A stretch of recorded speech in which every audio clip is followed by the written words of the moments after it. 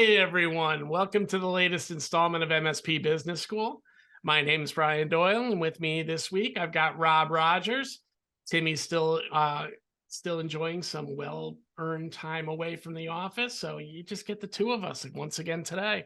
I think he's getting time away from us, Brian. I think that's what's really going on here. Can you blame him? No, Can you well, blame him? I fair. mean, you know, We're a bit much sometimes. yeah, and Tim, as he reminds us sometimes when we're doing this, it's okay if you let me in. The two of Fair. us tend to be in the way a lot. Yeah. Well, we So like to talk. so We have he's really important things to say. at least we think they're important, right? But hopefully he's having a great time. We look forward to him being back with us next episode. But in the spirit of Timmy's vacation, we're going to talk a little bit about today the concept of burnout Huh.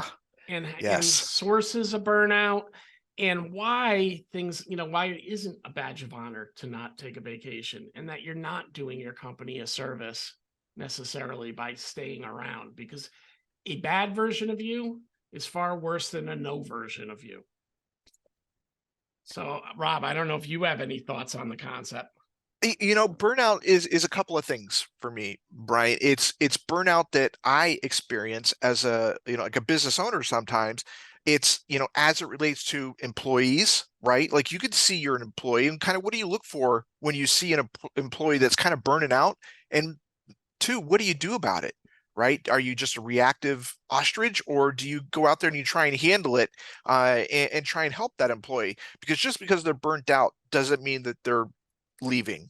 Everybody goes through down periods. Yeah. And how do you fix that, both on an employee level and on a company culture level? Those are the things that I love to talk. I love talking about company culture, but Brian, yeah, you've experienced burnout before, right? Oh no, Uh, because this white hair Leading just came on question. my this white hair just that I've had since my mid-30s just showed up here, right? I'll play it from the business owner standpoint, right? Business owners, stress comes in a lot of different ways.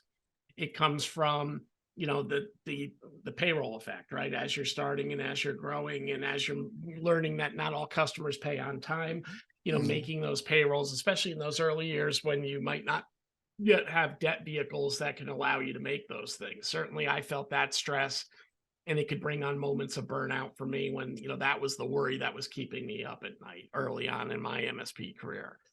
Burnout can come from your staff, right? Both finding staff. I mean, there's a lot of folks right now that are really struggling with what the next chapter is going to look like in their business because they just can't find good people to work.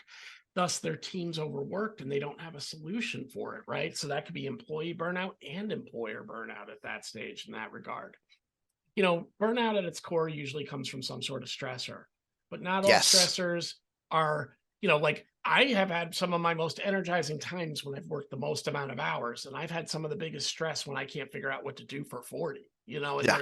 there's both sides of that too, because when I don't know what I'm doing for 40 means not enough's coming in the door and we're not doing enough activity to fill out that time theoretically. And now you start the busy work, which then lays to more stress because down the road it's going to impact numbers or it's going to impact service metrics or it's going to impact something else. So, I think the first thing I want to put on the table is burnout isn't just about, I'm overworked, I'm tired, but it's that there's different stressors, both personal and work related, that can drive into a model that can put you into kind of that burnout zone. Yeah. For me on the burnout side, it's when I see that my employees are starting to, and you can see it, you can immediately see it when an employee is, they're hitting the snooze button in their head, Yeah. right? Where that's the one thing that I always look for is, are they hitting the snooze button in their head? That's when I know I've got to be proactive in trying to handle these types of things. And it could be an angry client that day who was having a bad day themselves and Yeah. triggered your employee, which triggered the next employee. So those kind of things start the snowball effect, and like I always see it as a snowball effect, and it just starts to permeate across, and you have to fix it and nip it in the bud. Brian, for you, what have you seen out there? And I'll give you my example of a way to kind of control burnout and that just like job fatigue and repetition fatigue inside the office. One of the things that we used to do to control it is, and it was a two-pronger for us. It was, how do you control fatigue, job fatigue and burnout? And also, how do you stop the silos between departments? It was a twofer for us. And so what we did when we started noticing these things was we started having every Friday or every other Friday, we had a cookout at lunchtime. On a Friday during midday, the sales team would bring out the MSP we worked out would bring out hamburgers and hot dogs and things like that, and we would make food for everybody. The entire tech team. We would take the orders. We would do the whole thing, and it didn't take long. It literally took 30 minutes to 45 minutes, all lunches. But one rule we had was you had to eat in the kitchen. You couldn't take your food back to your desk, and that and the sales reps would be in there and we'd be trying to do everything to make everybody happy. But that right there, that one thing every other week controlled our job fatigue that we saw out there and the silos that were forming because of the job fatigue. And not letting anybody go back to their desk to eat was just a stroke of accidental brilliance. But that's what we did. Do you have any stories like that worked for Well, you? yeah, I mean, definitely. So, dovetailing on that story, when I was in the boiler room sales portion of my career very early on, Uh-huh. we used to sit at a conference table like the one behind you for those that are on YouTube right now Uh-huh. in Robb's picture. And we used to do picnic lunch every day, we called it, right? And Uh-huh. in that lunch, bosses weren't allowed. And Oh, we'd that's a close the good one. doors and it was just everybody from the bullpen would come in. We'd go grab some food, we'd go sit down, and it was an hour of just decompression. Yeah. Usually not even moaning about work, but just everybody kind of being a little bit raucous for an hour, right? And it just was enough to kind of let off steam. We were the 8 to 5 business, so everybody did get an hour, at that point for lunch. Mhm. And it was our way of building community, getting to know each other, getting to cross pollinate where we did as well, and kind of keep that morale boost going on in Yeah. the office. And the bosses respected the no bosses allowed for an hour. Hmm. I mean, they'd have some fun with it, and every once in a while we'd let them in, and we'd get, you let us in the inner sanctum. Yep, but your guest, remember that. Your guest, remember that, and kind of, they would take it. But I look at the other things you can do when I start seeing some personal burnout there. I try to see if it's an individual that I've invested into and I want to retain, especially. How do I give them something that is a win-win benefit to us? And a lot of times that's when I would send them to a conference or a personal training exercise or something like that, Nice. so they can get out of the office for a couple days, get the feeling that, hey, my company's investing into me, not just it. I mean, we both win when you come back, but you, Yeah. you get the point. Yeah. And it gets them out of the office for a couple days, which usually is just enough to kind of re-energize or at least get them to step away from whatever the big problem that was standing over their head at that point in time. So that's one of my favorite tactics is, send them away for a little bit. Oh, that's a good one. And Brian, so not every customer is a fireable customer, right? Just Nope. because they're not your favorite doesn't mean that they have to get fired. So did you employ like changing up the teams or changing up the client deck to get like maybe personalities that weren't the best together? Well, Like let's how talk did you do about that that to like control? yeah, but let's talk about that in a couple different ways too, right?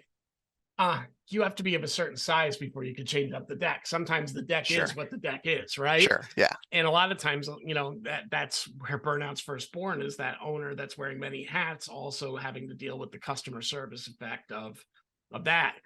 I was very good at when I ran my MSP being the shield for my team. I was very, my team was my team. They needed to do the work. They were how we got Yeah. the work done. And I would take all the shrapnel that came my way to land on the grenade for them, right? I used to tell them my job is to be the guy that gets yelled at. That's what I get paid for.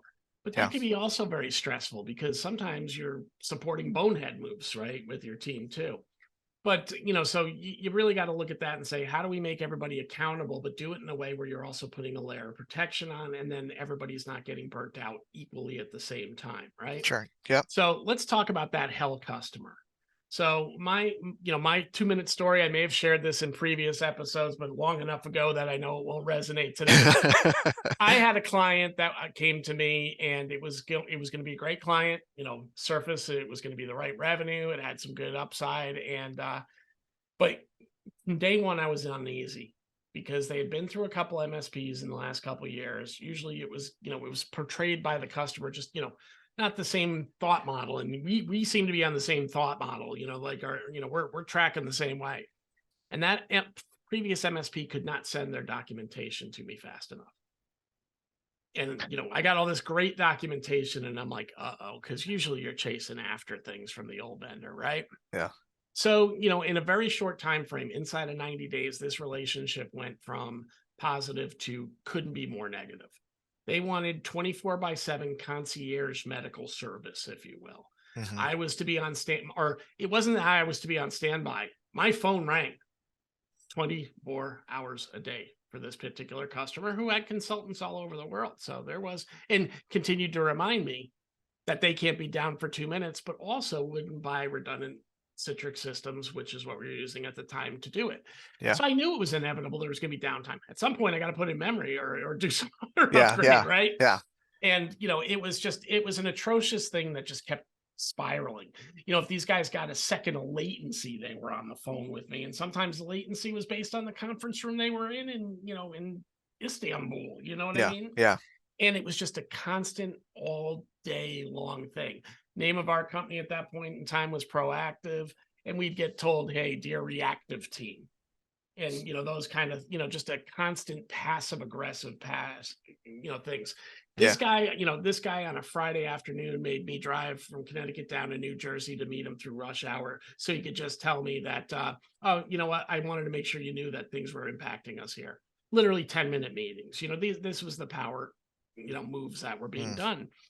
And, I wanted to fire the vendor, but we were also going through the closing of an acquisition at that point in time, and it just wasn't the time for it. So Gotcha. it was eating at me all the time, and I couldn't sleep at night, partially because I was getting phone calls, partially because I was waiting for the next shoe to drop. Yeah. I started having dreams that this guy was not only coming into my house, but he was taking my wife and kids out with him, and really, I mean, it reached that Brian. point where he was taking ownership, not only of my days, but my nights, but my subconscious thoughts. Oh. Oh, he was living rent free in your head. Yeah, and it just, it took a toll on me. Physically, it took a toll on me. All other customers ceased to exist because all I was doing was working for this one. And certainly you can imagine I wasn't getting paid enough for that. What And kind of revenue are we talking about, Brian? oh God, not much. This goes back in 2007, 2008. You're probably talking 8, 10 grand a month. Okay. But that was a big contract to our Yeah. company Yeah. at that Yeah. point in time, Yeah. So it was tough. It was one of those ones. If we fired them, we probably had to fire somebody with them. And An I didn't employee. want to Yeah. lose any of my team, right? Yeah. Yeah. So it was just one of those moments that, you were trying to go through it, but ultimately it just couldn't work anymore. Yeah. And, I had to take it, by the reins, said that we need to mutually part. And there's a whole other story for a different day there. But the point, as soon as that happened, there was relief. And we From found a the way to staff keep or from you? from everybody. Because my Yeah. staff didn't even want to work with them anymore. I mean, it got to the point where I say I was taking the shrapnel. It was, they were like, you deal with it. We've got 45 other clients that we need to deal with, and you Yeah. can deal with that one because you brought it in. And Yeah. that wasn't good for the morale. And my point was, it took a lot out of me, burnt me out. I couldn't find a way out. But when I got done and we let go of the client, I never had a problem firing a client again after that, because we managed to fire him. We managed to find some other business, and we managed to retain the employee that would have been the casualty. At least it felt was going to have to be the casualty on Yeah. that given day. And, I think you got to look at it. If something's really impacting you, you got to look at that source and say, how am I going to fix it? Right. We could do a whole other episode on diet, meditation, things like that to help you get through this process. But, look into yourself. If something is really eating you up and causing you stress and causing you burnout and causing you to hate coming to your job, it might not be the place. It's not that what's bothering you. It's the people that you're working with or the person there. And that could be, if you don't have the right employees on your staff and you know it, you better get an action plan together, because it's not going to get better with time. Obviously you can't fire them all tomorrow, but start going through the process of how we're going to change and turn over this team. And no, word might get out that we're in high turnover rate for a year and a half, but no, you're going to be better off for it when it's over.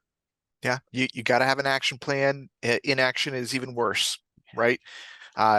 Well, with that, Brian, that's about the end of our episode here for today. I appreciate this one. I had not heard that story before, Brian. Uh, I did not hear that one. I've heard a lot of the other ones, but not that one. And I can just still see it on your face. it's 15 years, Rob, and it still comes up at moments where I'll have a dream where I'm like, oh my God, I'm back in That damn 2007, guy. man. It's crazy, Like and the exam in high school that you're missing and you're running down the hallway. You ever have that one? yeah. But the point is, if you get to that point, man, it went too far to begin Yeah. with, because most things you move past quickly as humans, right? We tend to be resilient and you know can let go.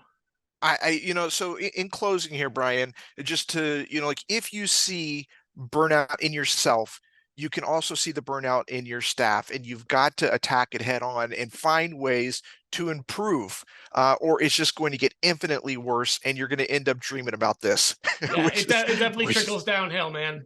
yeah. Any stress you're wearing will come out publicly, and your team will feel it. And my team let me know they felt it. 6 months later, they're like, "Dude, you're like a new guy." Oh, good. Well, And it's one client, right? That drove that. So, I'm being a little, I won't say dramatic, because it's, still got some PTSD from it, so to speak. But the point is, if you've experienced something like that, you got to address it both for your team, for yourself, for everybody and your around you. family. Yeah. So, Personally and professionally. I think we should delve into another episode more about dealing with your employee stress, because I don't think we gave that enough attention today. Consider this more the owner stress piece, but how do we get our employees over the hill, as well? And help them. Okay. All All right. right. Well, that'll be a great episode for next time. Brian, I wish you the best. Have a great weekend, and I'll talk to you soon. You as well, buddy. All right. Take care.